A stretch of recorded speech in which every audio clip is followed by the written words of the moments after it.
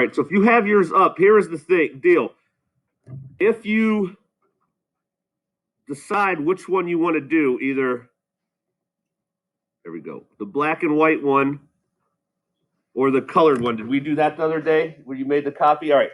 So one, to help you out, I had you make a copy, I would decide which one you think you're going to want to do and then delete the other one. All right.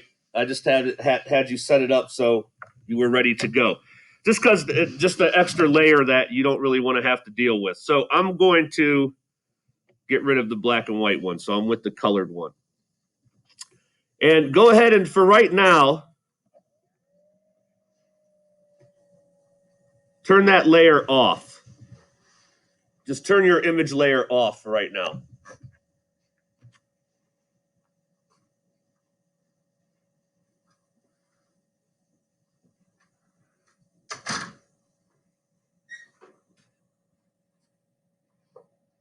All right, so it helps to give your background a color instead of just white, okay? As you're working, you can always change the background color, but I've just noticed from years past in doing this project, a lot of times the students that just start with a white background, it's a little bit harder to see for the first couple days. So if you don't have a layer, a background layer, just create a new layer, make sure it's on the bottom, get your paint bucket, and just choose a color that you want to use for the background, all right? You also, if you wanted to, you could use a gradient. So if I wanted to, I could hit a gradient, all right? And this can be changed throughout the whole project. You could start with gray today. You could turn it to black by the end of class or red by the end of the project. So again, bottom layer, if you don't have one, like right now, I don't have a bottom layer. If I would just create one,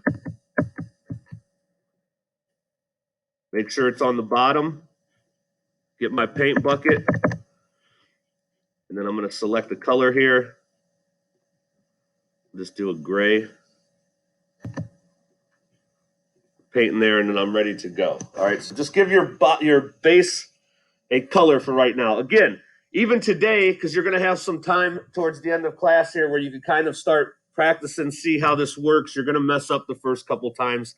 I can guarantee it until you get the hang of this. But again, you may, whatever color you just started with, if you start with black, you may realize you don't like that. And you can always change it. All right, go ahead and turn your image back on.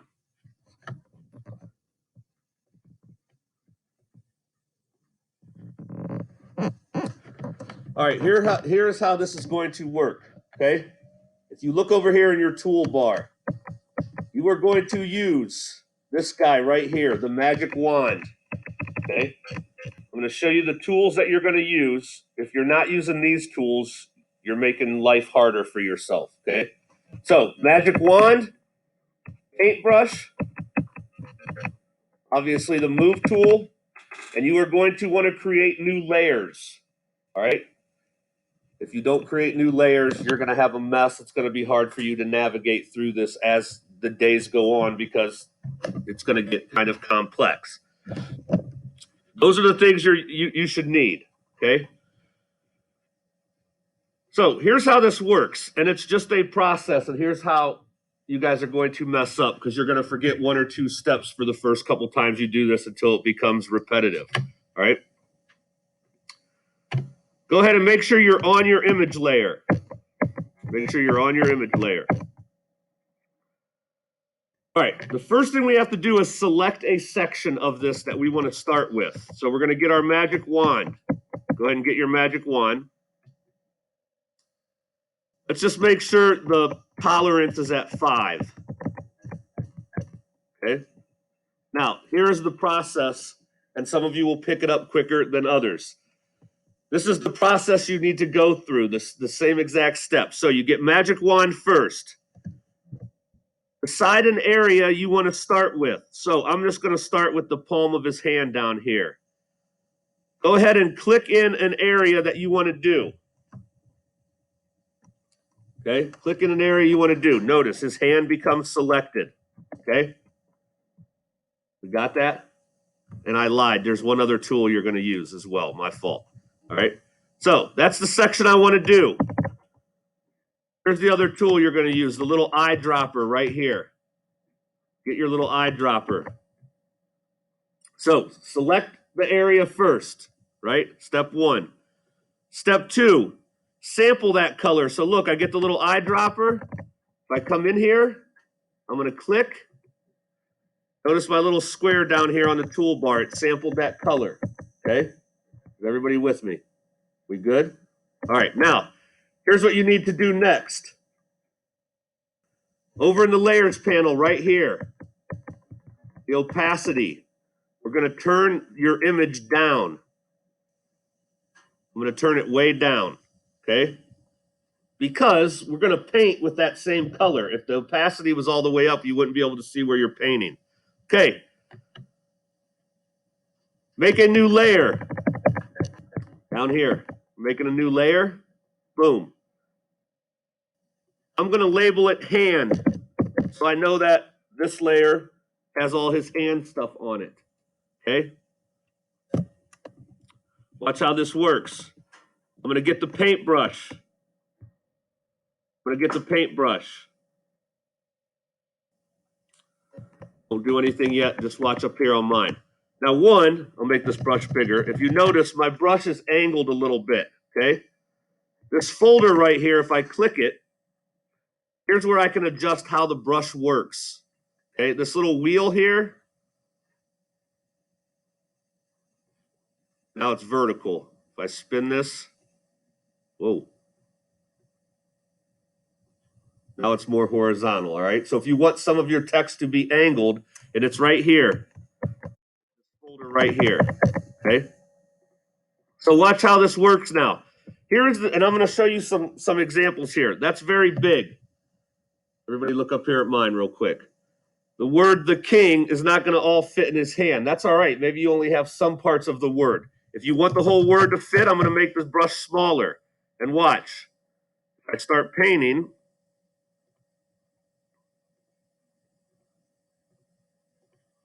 all right, you can kind of see that. Here's how you test it. If I shut the image off, there's his words.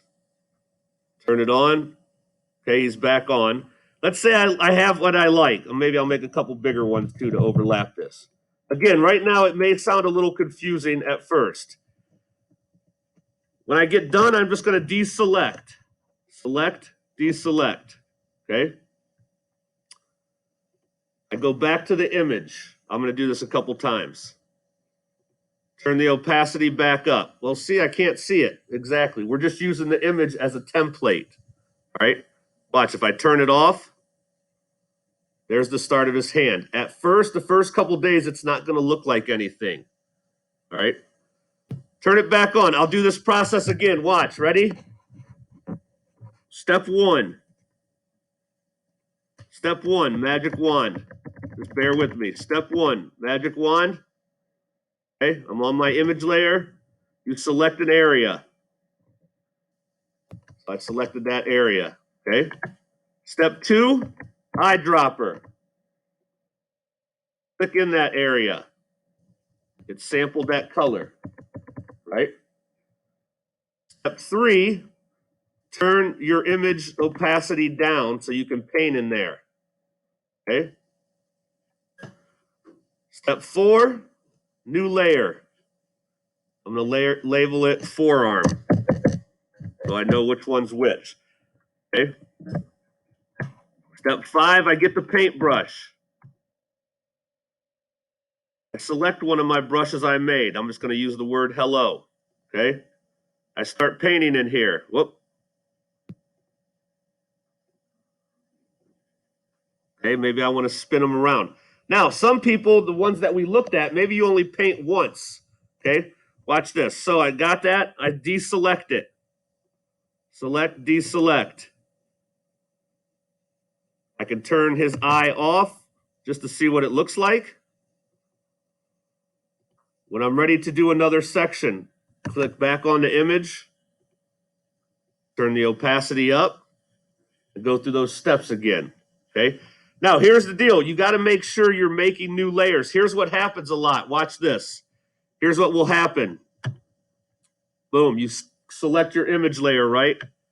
You hit the magic wand. You select an area, right? You sample it. You get your paintbrush and you start painting. I didn't make a new layer, so now I just painted right on the image. You get about 5 days in and you realize everything's on your image. You have to start over. Okay, so make sure you're making new layers. Does that make sense?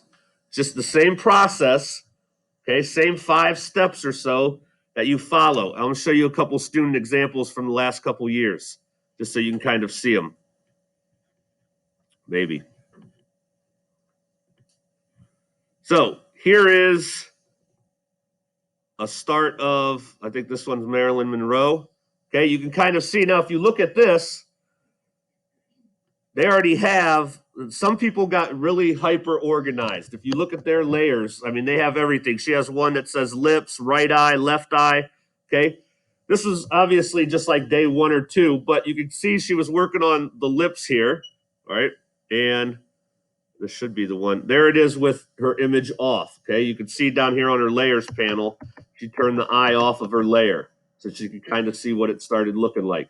If you notice, she used really little text for her lips, started using bigger stuff for her body. Okay, see a couple other ones we have here.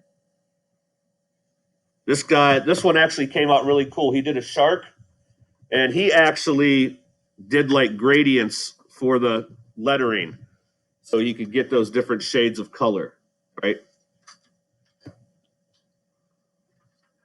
Again, I'm going to go through a few of these. This one also came out really cool, Spider-Man. Now, they chose to use, go ahead, bud.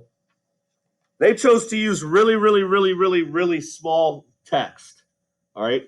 Like they made their brush really small. From where you're at, you can't see it, but if you get up close, you actually can see the words they used for it. They used Spider-Man, they used some of the movies, some of the villains. This one came out really nice.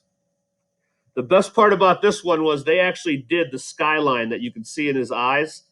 They did the skyline in it. I don't know if I have the final of this one. I'll have to look. That one's pretty nice. And here's the other thing. You can change, and I don't want to give you too much today. Tomorrow I'll give you a couple tips. But like this one, they even changed the colors. They have a lot of words overlapping. Like they use light gray. They use black, all right, to get some shadows in the face or in their details.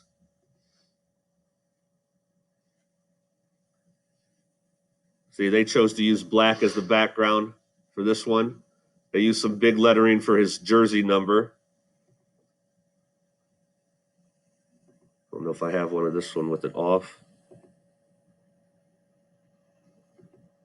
Little Roy McIlroy. You can kind of see his club, his shoulder there. And again, you can, if you don't like the glasses on this one, look really cool. And these were just a couple I took for the first few days that they started. Tom Brady, that one came out nice. There it is with his image off. He was just working on the jersey. Now, they like the look of, they wanted to be able to read every single word. All right, so if you notice how they organize theirs, everything's going just horizontal, right to left. They just changed some size. But you could read every single word on it. Okay, they didn't like rotate them or overlap them or anything like that. So there's some examples. I'll show you a few here.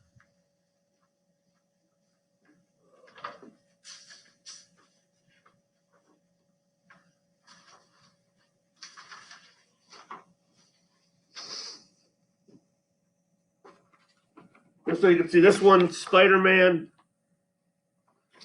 did the top, the background. He should have did a different color background because it kind of gets lost. All right, but again, that you can change. This one, James Conner, they chose to do a little light gray. All right, so you can see everybody handles it a little bit different. He used a lot bigger text. Okay, what I would do today is just kind of practice getting the process down. And again, let me show you like the one of Tom Brady. Here's what I'm talking about. Like some people went so far as to do this. We deselect that. We'll just do that area. So I hit his shirt. Okay, sample the color. Right. Turn the opacity down. Make a new layer. Label it shirt. Some people went to the extent of doing this. I get my paintbrush and like, boom, just click once right there. Then move down and over. Click right here. Maybe make the brush smaller and put one like right in between there. Okay, if this is the style you like. Some people went so far as to just put a few words on each layer. Like maybe they just stopped there and then they make a new layer and labeled it like shirt 2 and went up here. So that way, if you don't like something or you want to adjust something, this layer I can move around. Whoop, wrong layer. This layer I can move. This layer I can move. All right, so again, it's kind of a puzzle here, figuring out how you want to do this. All right, I would spend today, tomorrow, just kind of getting an idea, ask questions. The other part is if you don't like something like his hand, I think looks already kind of jumbled, and I offset this. There you go. I would probably delete his hand layer and try again. Turn the image back up, reselect it, and try it again. Does that make sense? A little bit? All right. So kind of the same process and then just figuring out how you want to do this. If you have to, you can make more brushes. The other part is this that some of yours probably look like. If you look at the top of his head, there's not really an ending. Okay? A lot of times you kind of have to just make it up. I would maybe, if I don't want to do all this background, I would just maybe stop my words like somewhere right here. Okay? Just so kind of I make the top of his head where it ends. I can kind of see his dreads right here, so I'd probably just make like an imaginary line going up this way. Okay? Take your time, come up with a game plan today, try a few different sections, mess up, delete it, try again. All right?